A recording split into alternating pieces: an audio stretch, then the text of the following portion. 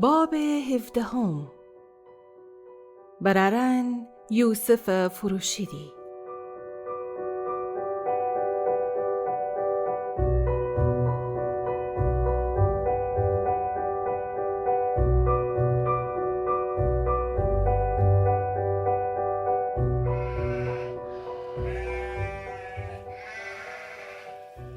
امروز یوسف بررن پوشن پیر گوسفندانه و بردیدی ایت دور جاجیگا چرا کوده نوسی.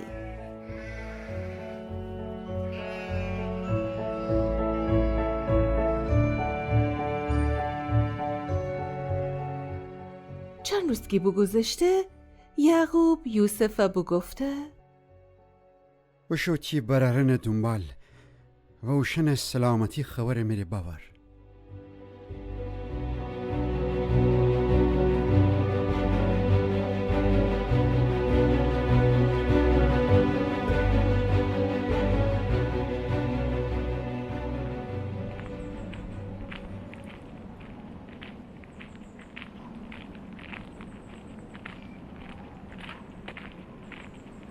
وقتی که بررن بیدیدی که یوسفشان طرف مندره هم دیگره بگفتید حسب باید اونا بکشیم دودیم چادرون بگیم که ایتا درنده جانور اونا بخورده.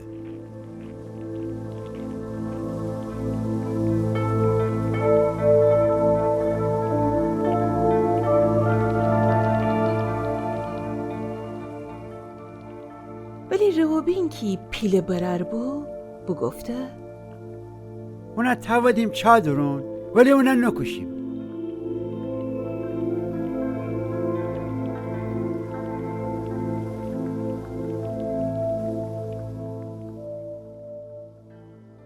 اون خواهم را فکر بکوده که بزین یوسف چه عجب بیرون اوره و گردنه بره خو پیره ورجه.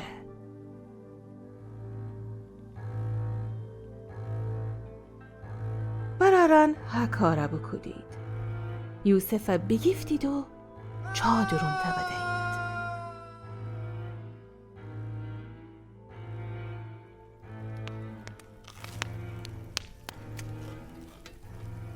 بزین بینیشتید و خوشان غذای بخوردید.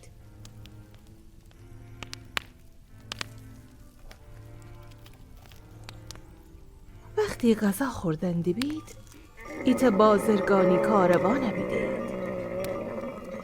ایت جبررم بگفته همین برای کشتن اوری چی فایده داری؟ باید اونا اتاجرانه بفروشیم. اوشن ها کاره بکدید و خوشن پیر دروغ بگفتید که ایت درنده جانور اونا بخورده.